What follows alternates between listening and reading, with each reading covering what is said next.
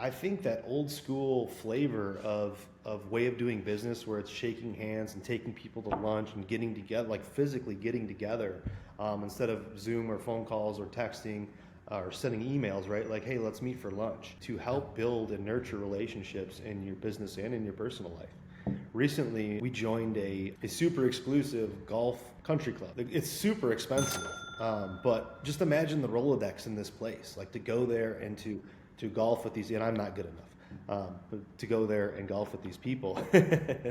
I sent Tyler, but the relationships inside there and all those people.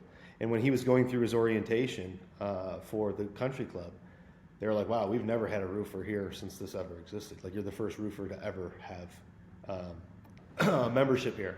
It's like, oh, cool. And I mean, it makes sense, right? Because the demographic that's going to be there, the amount of worth of those folks, and they birds of a feather. They've got friends, and it's like now you're tapping into a part of the market where, like, whether it's 10% or 70% of those people, if they need something from you, right? The same way if you meet them and they're good at what they do and you need something from them, you're going to call them.